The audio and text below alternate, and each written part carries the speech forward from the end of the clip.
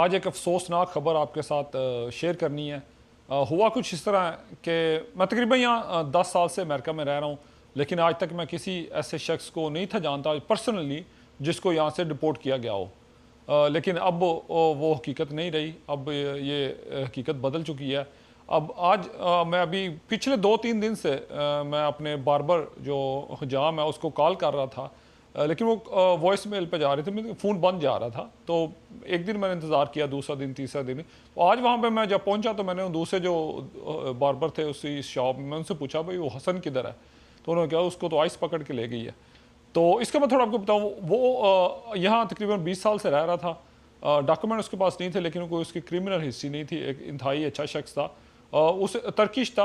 कोई मुझे कोई तर्किश नहीं थी आती, उसे इंग्लिश बहुत ज़्यादा नहीं थी आती, लेकिन इतनी वो समझ आ जाती थी जब वो कोई बात करता था। लेकिन था ही अच्छा इंसान था। मैंने कभी उससे पर्सनल क्वेश्चन नहीं पूछे कब से हो या यहाँ पे ख़ानदान यहाँ पे है या नहीं। लेकिन इट रियली हर्ट्स कि आप किसी को इतने करीब जानते हों और उसके साथ ऐसा वाक़या पेश हो। तो लेकिन यहाँ पे थोड़ा मैं बैकग्राउंड बताना चाहता हूँ कि यहाँ पे अब ऐसा हुआ क्यों है, जो पिछले 10 साल में नहीं हुआ वो अब कैसे हो गया।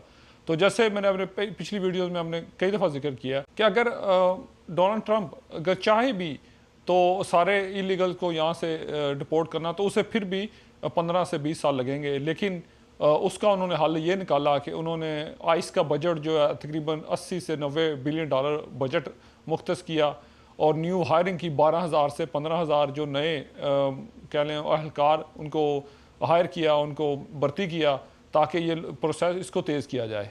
तो जब जहाँ पे वो नहीं पहुँच सकते थे, जहाँ पे उनको 15 से 20 साल लग रहे थे, अब उनको 4 से 5 साल लगेंगे सब लोगों को यहाँ से निकालते हुए। लेकिन मुमकिन नहीं होगा कि सारे निकाल सकें, कुछ फिर भी रह जाएंगे, लेकिन इनकी कोशिश ये है कि सबको निकाला जाए। और ये कोई बात बताना चाहता हूँ, यहाँ पे लोगों को निकाला क्यों जा रहा है? निकाला लोगों को इसलिए जा रहा है क्योंकि यहाँ पे जब अमेरिका बाहर जंग करता है या दूसरे मुल्कों के साथ जो भी उनके मामला चलते हैं, यहाँ पे वो दुनिया अपने जो अमेरिकन सिटीजन हैं उनको वो अपनी मर्जी से जो कुछ बताना चाहते थे वो बता देते थे, जो नहीं थे बताना चाहते वो छुपा लेते थे।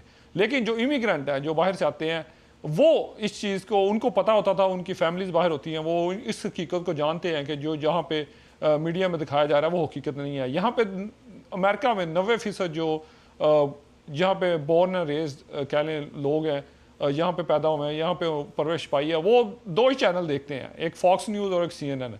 तो वो दोनों चैनल्स को कंट्रोल करके बैठे हुए थे। कुछ और चैनल्स भी हैं लेकिन मेजोरिटी लाइक दो, एक राइट विंग और लेफ्ट विंग ही है।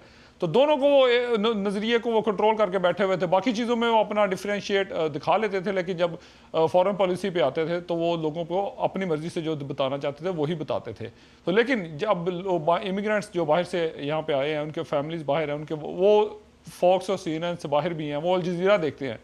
तो फिर उनको जब दुनिया की दूसरी दुनिया से उनका तल्लुक, उनका कनेक्शन होता है, तो वहाँ से उनको पता चल जाता है कि बाहर क्या हो रहा है। वो यहाँ फिर लोगों को बताते हैं कि जो आप समझ रहे हैं वो ऐसा नहीं है।